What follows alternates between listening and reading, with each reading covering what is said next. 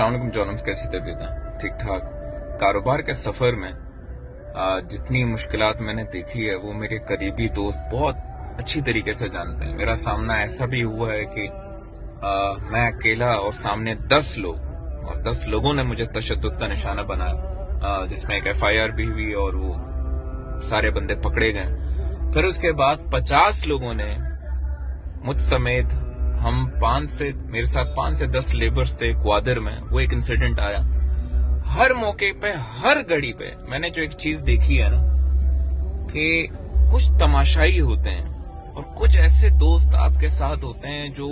پوری طریقے سے اپنے آپ کو خون آلود کر دیتے ہیں، اور کچھ ایسے ہوتے ہیں جو کم از کم کوشش کرتے ہیں، آواز بلند کرتے ہیں، اور چند ایسے ہوتے ہیں جو چھڑوانے کی کوشش کرتے ہیں۔ اس وقت جو فلسطین کے ساتھ ہو رہا ہے اور ایران نے جو آج رات کر دیا، وہ ایک بہت بڑا تماچا ہے ان تمام تر لوگوں کے منہ پر جو بچپن سے، کیونکہ میرا اپنا تعلق ایک سنی گھرانے سے، ہمیں یہی سکھایا گیا کہ بھائی ایران تو یہودی کا ایک ناجائز اولاد ہے، یہود تو پال ہی رہا ہے ایران کا، اور ایران مسلمانوں کا سب سے بڑا دشمن ہے،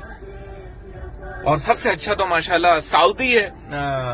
کیونکہ خانہ کعبہ کی کنجی ان کے پاس ہے، ان کے خادم وہ ہیں، تو سب سے اچھے تو بھائی جو عربی ہے وہی ہے، جو قطر ہو گیا، UAE ہو گیا، سعودی عربیہ ہو گئے، یہ تو ماشاءاللہ جنت کے فرشتے ہیں۔ یہی سکھایا جاتا ہے، اور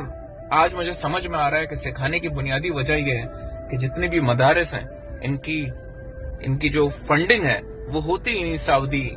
تیل کے پیسوں سے، تو اس سے جو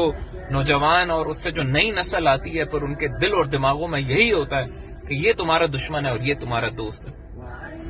میں ایک چیز بتا دیتا ہوں کہ جب مصیبت کی گھڑی آتی ہے نا،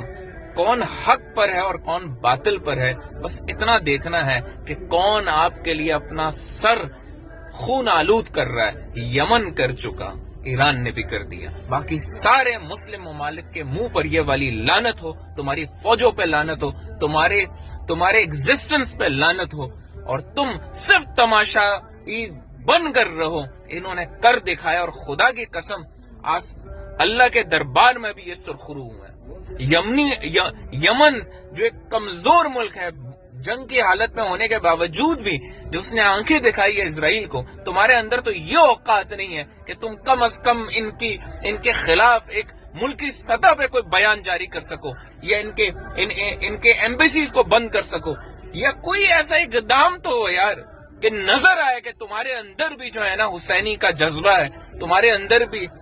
نبی کی وہ سنت اور نبی کی وہ محبت، قرآن کی عظمت تمہارے سینے میں ہے۔ تم میں سے ہر ایک انسان جو آج ایران کو، اور یہ وہ بندہ بول رہا ہے جو ایک سنی گھرانے، کیونکہ میں سنی شیعہ کے ٹاپک پہ نہیں بلیو کرتا، میں اس سے بہت آگے جا چکا ہوں الحمدللہ۔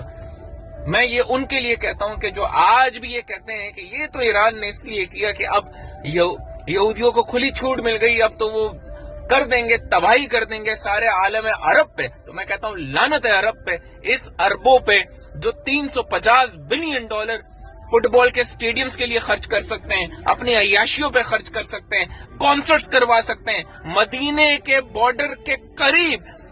بڑے بڑے ہالی ووڈ کے پاپ سٹارز اور سنگرز کو لا کے نچوا سکتے ہیں۔ خدا کی قسم، بیت المقدس کے بعد اگر کوئی ملک فتح اور آزاد ہونا چاہیے وہ خانہ کعبہ ہے۔ ان عربوں سے، ان ظالموں سے، ان بغیرتوں سے،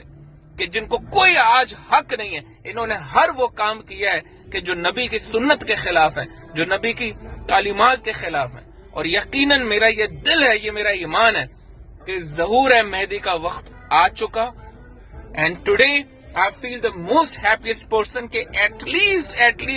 حماس کے بعد کسی میں اتنی جرات تو تھی کہ جا کے اس کے گھر میں جا کر دھماکے کیے۔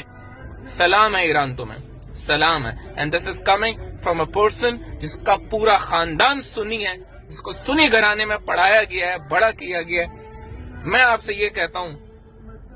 اللہ تعالیٰ کی سلامتی ہو آپ لوگوں پر۔ You have won the hearts of many people like me who are unbiased and who think rationally. Thank you.